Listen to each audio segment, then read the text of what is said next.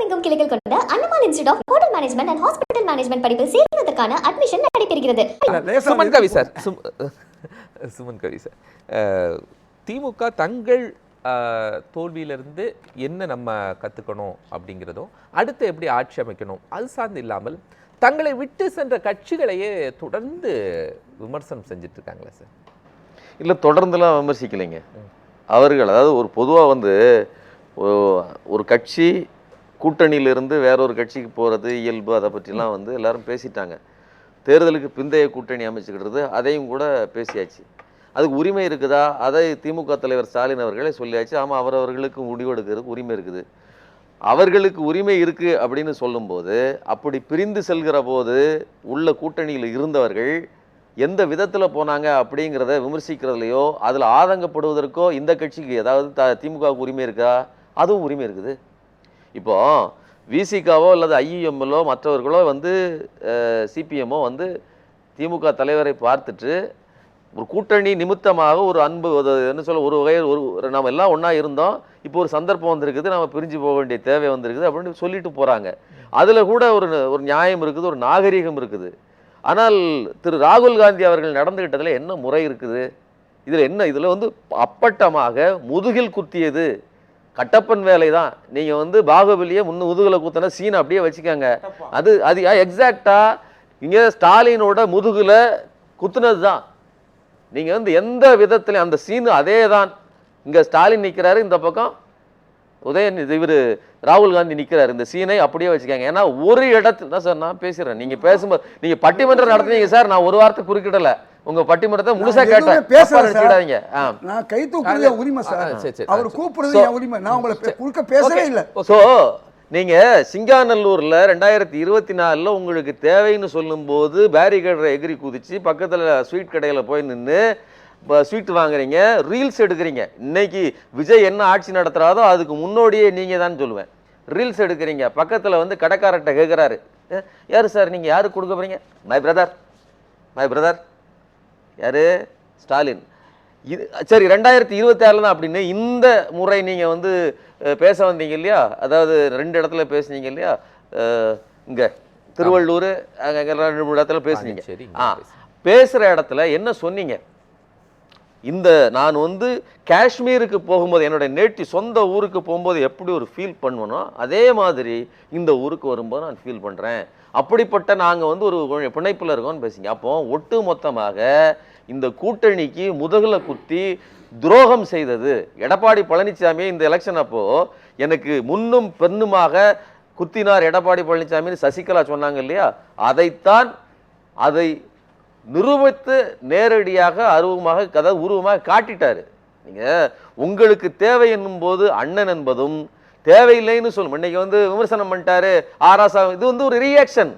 நீங்க நடைமுறையில கண்டிட்டீங்களே. அவர் வெறும் வார்த்தையில தான் சொன்னாரு.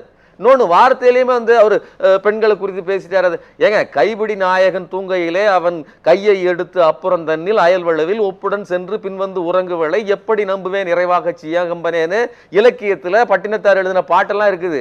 சரிங்களா? தமிழ் இலக்கியத்தில் இருக்கிறத எடுத்து தான் சொல்லியிருக்கிறாரு. அவர் ஒன்றும் புதுசா சொல்லலை. பெரியார் விமர்சிக்கிறார், உண்மைதான். ஊமைகள் சொல்லும் போதே ஏங்க உங்க தலைவிதி இதெல்லாம் நீங்க அனுபவிக்கிறீங்கிற வார்த்தை நமக்கு வந்துருது இயல்பா. பெரியார் சொன்னாரு, தலைவிதி நீங்க பேசலாமான்னா ஆத்திரம் வரும்போது தலைவிதின்னு சொல்லாம இருக்கிறோமா? இந்த ஆட்சி என்ன பண்றது? ரசிகர்கள் போட்ட ஆட்சி, தலைவிதி நாம சொல்றது இல்லையா? பெரியார் இல்ல, பெரியார் அது எல்லா நேரத்திலையும் பெரியார் அறிவு எல்லா நேரத்திலையும் வேலை செய்யாதுங்க, பழக்க வழக்கம் வேலை செய்யும். அப்படி வேலை செஞ்சுட்டு. ஆனா அந்த ஆதங்கம் நியாயமானது. ஏன்னா நீங்க முதுகுல குத்திருக்கீங்க. முதுகுல குத்து வாங்கின நான் ஒரு வார்த்தை கூட பேசக்கூடாதுன்னு சொன்னா முடத்தெங்குங்கிறாரு. என் வீட்டுல மலர்ந்த ஒரு மரம் போய் அடுத்த வீட்டுல கை கொடுத்து அடுத்தவன் பறிச்சு தின்னுட்டு இருக்க எத்தனை வீட்டுல நடக்குது? வேலி தாண்டி போய் அடுத்த வீட்டுல தென்னை மரம் நிற்கும், அவன் மாம்பழம் நிற்கும், அடுத்த வீட்டுல மாம்பழம் பறிக்கிறது பாத்திருக்கீங்களா? இப்படித்தானே இன்னைக்கு விஜய் மேல அவ்வளவு பேசுறாங்க. என்னைய கூட்டணி இது? இந்த பக்கம் நின்று உங்களை என்னென்ன விமர்சித்தார்கள்? பாஜகவின் ஒரு ப்ராக்சி, அது ஒரு பி டீம் அப்படின்னு சொல்லி விசிக விமர்சித்தது. எவ்வளவு வார்த்தை அவ்வளத்தையும் விதைச்சி விட்டுட்டு, இன்னொன்னு இந்த கூட்டணியை பார்த்து விஜய் என்ன பேசினார்? இது கல்லாப்பட்டி கூட்டணின்னு சொன்னார். சொன்னதுக்கு பிறகுதான் சோபா செட்டு போகுது, கூட்டணிகள் மாறுது, ஆட்கள் மாறுறாங்க. விஜய் தான் நேரடியாக கல்லாப்பட்டியையோ இதையெல்லாம் அறிமுகப்படுத்துறாரு, நேரடியா விசிபிளா. நீங்க அரசுக்கு அதாவது இந்த அரசியல்ல காசு இல்லை என்றோ யாரோடையும் வந்து பணம் பரிமாற்றம் கிடையாதுன்னு நான் பேசல. ஆனால் இந்த அரசியலை நேரடியாக நிகழ்த்தி காட்டுகிற விசிபிளா சோபா செட்டு போறதுல இருந்து மக்களுக்கானது ஒரு கட்சியில இருந்து எந்த அடிப்படையும் கிடையாதுங்க. ஒண்ணு கேக்குறேன், சரி திமுகவால் இவர்கள் ஜெயித்தார்கள் அப்படின்னு சொல்லாம போயிட்டாங்க. மாணிக்க தாக்கூர் சொல்றாருல, உங்க கட்சியால உங்க தலைவரையே ஜெயிக்க வைக்க முடியல, அது எங்களை ஜெயிக்க வச்சீங்க நீங்க எப்படி சொல்ல முடியும் அப்படிங்கிற கொஸ்டின் இதுக்கு அதாவது 67ல திமுக ஆட்சி அமைக்குது, இவர் அண்ணா ஆட்சி அமைக்கிறாரு. ஆனா 62 தேர்தலில் 50 இடங்களை கைப்பற்றுறாங்க. 50 இடங்கள் கைப்பற்றினாலும் சொந்த ஊர்ல காஞ்சிபுரத்துல தலைவர் இவர் அண்ணா தோல்வி விடுறாரு. அதுக்கு காங்கிரஸ் கடுமையா வேலை செய்யுது, இவரை எப்படியாவது வீழ்த்தணும். புரியுதா உங்களுக்கு? பாஜக அதே மாதிரி உள்ளடி வேலைகளை செய்திருக்குங்கிறது என்னுடைய கருத்து. அதுக்குள்ளெல்லாம் போக வேண்டாம். நான் வந்து என்ன சொல்ல வரேன்னா, இன்னைக்கு தோத்துட்டாரு, சரிங்க, உங்களுடைய வாக்கு விகிதம் என்னங்க? நான் சிம்பிளா சொல்றேன், ஒரு கூட்டணி எதுக்காக சேர்க்கப்படுது? நீங்கள் உங்களுடைய பலம் எனக்கும், என்னுடைய பலம் உங்களுக்கும் வரணும். அப்படி உங்களுக்கு டிரான்ஸ்ஃபர் ஆயிருக்குதா? இதை நீங்க சொல்றதுக்கு எனக்கு ஒரு இடம் கொடுக்கணும். அதாவது 164 தொகுதியில திமுக 59 தொகுதியில வெற்றி பெறுது, 35.98 கிட்டத்தட்ட 36% பெறுது, சரிங்களா? 28 தொகுதியில நின்று வெறும் 5 இடத்துல தான் ஜெயிக்கிறீங்க. இந்த 28 தொகுதி பெறதுக்கு 40 வேணுங்கிறீங்க, என்னென்னலாமா கேட்டீங்க. 28க்கே உங்களால 5 தான் இருக்கு. மொத்த கூட்டணியிலேயே 17.86%, 100க்கு 17% தான் உங்களால வெற்றி பெறவே முடிஞ்சிருக்குது. இந்த கூட்டணி இன்னைக்கு அதல பாதாளத்துக்கு போயிருக்குன்னா அதுக்கு அடிப்படை காரணம் நீங்க. இன்னொன்னு விசிகாவையும் சொல்றேன், ஒரு நிமிஷம் சார் சொல்லிடுறேன் சார், நீங்க விடுங்க சார், கையை நீட்டாதீங்க சார். சரி இல்ல ஒரு நிமிஷம் சார், நான் பதில் சொல்றேன், அவர்கிட்ட கேட்கிறேன், அவர் சொல்லும் போது நான் பேசுவேன். விசிகா வந்து பேசுறாருல, பேசிட்டு நான் பதில் சொல்லிக்கிறேன், பதில் சொல்லுங்க, கிராஸ் பண்ணாதீங்க, கொடுங்க, சரிங்களா? விசிகா அதே மாதிரி 10 தொகுதிகள் இரட்டை இலக்கம் கேட்டுச்சு, 10 தொகுதிகளுக்கு 8 தொகுதி கொடுத்தாங்க, 2 தான் குறைவு, சரிங்களா? ஆனா 8 தொகுதிகள்ல 2 தான் அவர்கள் வெற்றி பெற்றிருக்காங்க. பெர்சன்டேஜ் ஆஃப் ஓட்டு வந்து வெற்றி விகிதம் பாத்தீங்கன்னா 25% தான். இப்போ 2 and 4 ரெண்டு பக்கமும் திமுக வாக்கு வாங்கி இருக்குது, விசிகா வாக்கு திமுகவும் வாங்கி இருக்குதுன்னு சொல்லி இருந்தா, திமுக 164 தொகுதியில நின்று 35% வாங்கி இருக்குது, காங்கிரஸ் எத்தனை சதவீதம் வாங்கி இருக்குது, வெற்றி பெற்று இருக்குது, நீ அதை பார்க்கணும். அப்போ உங்கள்கிட்ட இருந்து எங்களுக்கு பெறப்பட்டது அப்படிங்கிறது மிக மிக சொற்பம். இன்னும் சொல்றதா இது ஒரு பேர்டன். இன்னைக்கு இவ்வளவு பெரிய தோல்வி வந்திருக்குன்னா இந்த கட்சிகள் எல்லாம் முக்கியமான காரணம் சொல்றேன். நீங்க IUML கூட 2 ஜெயிச்சிருக்காங்க 100%. அதை விட்டுருங்க. நீங்க மொத்த கட்சியினுடைய விகிதம் பாத்தீங்கன்னா 31%, அதை விட அதிகமா திமுக வாங்கியிருக்குது. நான் என்ன கேக்குறேன், இந்த பேசி முடிச்சிடுறேன். இப்ப என்ன கேக்குறேன், உங்களுக்கு இவ்வளவு பேசுறீங்கல்ல, ரோல்ஸ் ராய்ஸ் காரையோ BMW காரையோ ஒரு குழந்தை பாத்துக்கிட்டு இருக்கிற மாதிரியும் இதை நான் அடைஞ்சிடும், இல்ல அப்படி இல்ல உங்களால் கன்வெர்ட் பண்ணதுக்கு, அதாவது உங்களுடைய நீங்க பேர்டன், நீங்க ஒரு கட்டி இழுத்துருக்கீங்க இந்த கூட்டணிய. உங்களால் வெற்றி ஏங்க மொத்த கூட்டணி தோல்வி அடைந்ததற்கு அதிக நம்பர் யாருங்க? தகவல் திமுகவுக்கு எதிராக இருக்கு இல்லைங்க. இல்ல 28 ஓட்டு பூரா வாங்கிட்டு எங்க 5 ஆக்கி இருக்கீங்க அப்படிங்கிற மாதிரி ஆகுது. இது நான் ஏத்துக்கறல, நீங்க சொல்றது திமுக தன்னால் வெற்றி பெறுகிற அளவில் தன்னால் வெற்றி பெற்றிருக்குது. 28 சீட்டு வாங்கி உங்களால் 5ஐ தான் கன்வெர்ட் பண்ண முடிஞ்சிருக்கு. நான் அதான் சொல்றேன், மறுபடியும் சொல்றேன், சுமன் கவி சார், விஜய் பக்கவர்கள் போயிருந்தால் இன்னும் மோசமான நிலை விஜய்க்கு வந்திருக்கும். இளைஞரணி கூட்டத்துல கல்ல கட்டிட்டு கிணத்துக்குள்ள குதிக்கிற மாதிரி தாங்க நீங்க. இல்ல சார் சொல்லிடுறேன், அதாவது ஒரு கூட்டணிங்கிறது நான் நீந்தறேன், எனக்கு வந்து ஒரு டயரோ இல்லைன்னா ஒரு சேஃப்டி கார்டோ எனக்கு உதவி செய்தா அது உதவி. இவங்க நடந்திருக்கிறதுங்கிறது ஒரு கல்லை கட்டிட்டு குதிக்கிற மாதிரி. இன்னைக்கு ஒரு பேர்டன் காங்கிரஸ் அப்படி செஞ்சும் கூட அந்த 5 வச்சுக்கிட்டு நீங்க எங்க போய் நிக்கிறீங்க? அடுத்த வீட்ல போய் நிக்கிறீங்க. விசிகா விமர்சிக்கிறீங்க, IUML மட்டும் அமைதியா இருக்கிறீங்களே, எது IUML? ஏங்க அவர் கடைசி நிமிஷம் அவர் எந்த கட்சியுமே விமர்சிக்கிறது வந்து ஆதங்கம் இருக்குது. இன்னொன்னு விசிகா வந்து கடுமையான விமர்சனங்களை விஜய் மீது பொது வெளியில் வைத்திருக்குது. அவ்வளவு விமர்சனங்களை வச்சுட்டு விஜய் கூட போய்க்கிறது இல்ல. IUML வச்சிருக்கு சார். IUML சீட் எண்ணிக்கை என்ன, அவர்கள் கன்வென்ஷன் என்ன, இன்னொன்னு தலைமைக்கு எதிரான பேச்சுக்கள் நடவடிக்கைகள் என்ன. திமுக வந்து விசிகாவை விட கடுமையாக காங்கிரஸை தான் விமர்சிக்கிறது. என்ன காரணம்னா, ஏன் இனிமேல் நாங்கள் வந்து ஒருபோதும் கூட்டணி வைக்க மாட்டோம்னு சொல்லுவது காங்கிரஸை தான் சொல்லுகிறார்களே தவிர விசிகாவை பத்தி சொல்ல, மற்றவங்களை பத்தி சொல்ல. ஏன் அப்படின்னா மற்ற கட்சிகள் எல்லாம் ஒரு சின்ன, அதாவது அவர்களுடைய சர்வைவலுக்காக மாறிக்கொள்வார்கள். ஆனால் இன்னைக்கு இருக்கக்கூடிய காங்கிரஸ் என்பது பேரத்தை நிகழ்த்தி இருக்குல்ல, அதுல தொடங்கி இன்னைக்கு கடைசியா போய் விஜயிடம் சேர்ந்திருப்பது வரைக்கும் மொத்தமாகவே இந்த கூட்டணியை அதல பாதாளத்துக்கு தள்ளியதே காங்கிரஸ் தான். காங்கிரஸை சுமந்து வந்ததாலேயே கால் முறிந்து போனது திமுக. இதுதான் வரல இந்த எலெக்ஷன் ரிசல்ட் காட்டுகிற உண்மை. அந்த ஆதங்கத்தை திமுக காரர்கள் காட்டுவதற்கு அவர்களுக்கு தார்மீக உரிமை இருக்குது. அன்னைக்கே நீங்க சொல்ற இந்த வாக்கு எல்லாம் ஏன் வரல?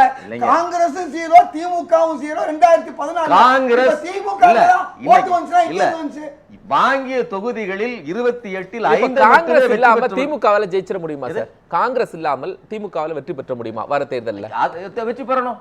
அதத்தான் இன்னைக்கு நடந்திருக்கிற கூட்டணி இல்லாமல் வெற்றி பெற முடியாதுங்கிறது ஸ்டாலினுடைய கோட்பாடு. ஒரு நிமிஷங்க, ஆட்சியில் பங்கு அதிகாரத்தில் பங்கு நீங்க கேட்டீங்கல்ல, அப்போ நீங்க உங்களை ப்ரூவ் பண்ணுங்க, நாங்க எங்களை ப்ரூவ் பண்றோங்கிற மாதிரி கட்சிகள் தனித்து நிக்கட்டும். அவரவர் திராணி இல்ல நான் சொல்றத புட்டுருங்க. நீங்க திரு கனிமொழி அவர்கள் எம்பி கனிமொழி அவர்கள் சொல்லிட்டாங்க. அதான் சொல்றாங்க. என்ன சொல்றாங்கன்னா, இந்த தேர்தலே ஒரு விஷயத்தை உணர்த்துகிறது.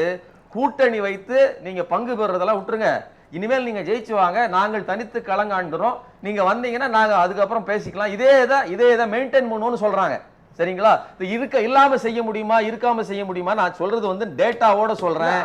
கொடுத்த தொகுதிகளில் வெற்றி பெற்று சொல்றேன், கொடுத்த தொகுதிகளில் வெற்றி பெற்று குறைந்தபட்சம் ஆவரேஜ் நம்பர் 35 இருக்கும்போது 17% வெற்றி பெற்ற ஒரு கட்சியும் 10% வெற்றி பெற்ற ஒரு கட்சியும் இன்னைக்கு எதிரணியில போய் நின்று அமைச்சரவையில் இடம்பெறுறதுங்கிறது எந்த விதத்தில் நியாயம்? இந்த ஆதங்கத்தை ராஜா பேசுவதற்கு உரிமை இருக்குது, மாணிக்கம் தாகூர் பேசுவதற்கு உரிமை கிடையாது. நான் என்ன கேட்டேன்னா, கூட்டணிகள் அப்படிதான் எங்களுடைய பலம் அப்படின்னு திமுக சொல்லிட்டு இருந்தாங்க.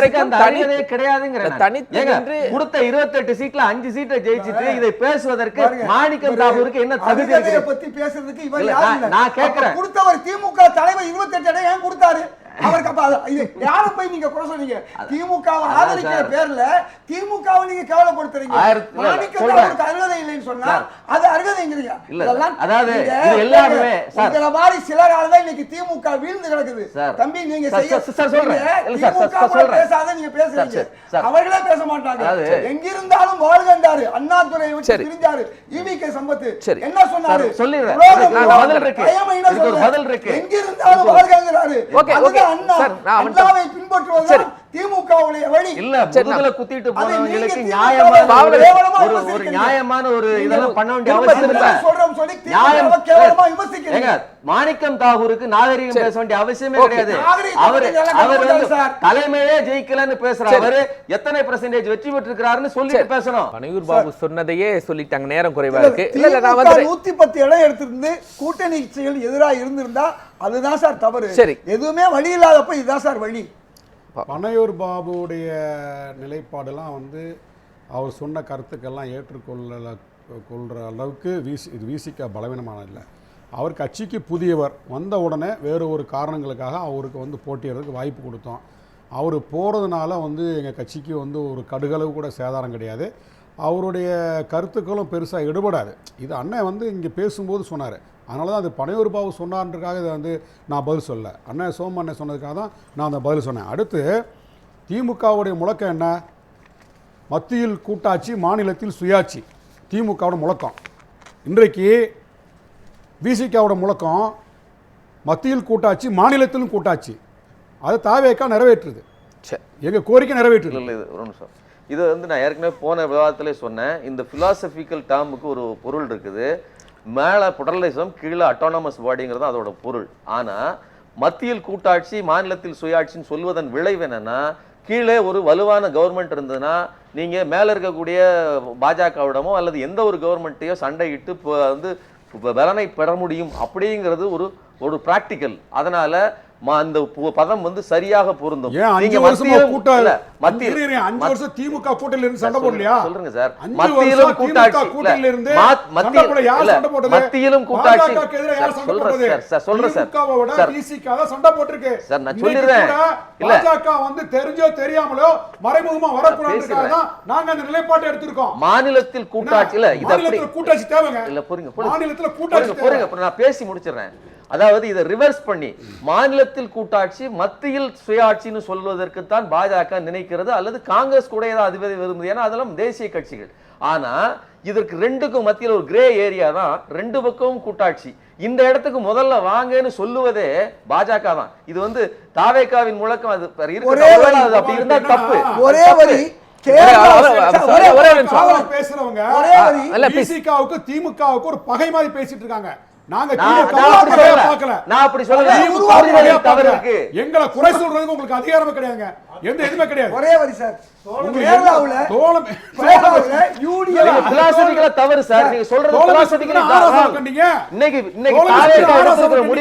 பாஜகவுக்கு உதவி செய்வது. கேரளாவுல தொடர்ந்து கூட்டாட்சி இருக்குங்க. கேரளாவுல எல்டிஎஃப் யூடிஎஃப் ஏன் தொடர்ந்து அந்த கூட்டணி கட்சி ஒண்ணா இருக்குன்னா எல்லாருக்கும் ஆட்சி அதிகாரத்துல பங்கு கொடுக்கறாங்க. அது இங்க இல்லாம இருந்துச்சு, இனிமே வரும். நன்றி எல்லாரும் உணர்ந்து கொள்ளணும். நன்றி நன்றி. திமுக தாவேக விசிக என்ன அரசு நடக்கிறது என்ற விவாதத்தின் 4 கருத்துரையாளர்கள் பயணிச்சாங்க. 4 மனமார்ந்த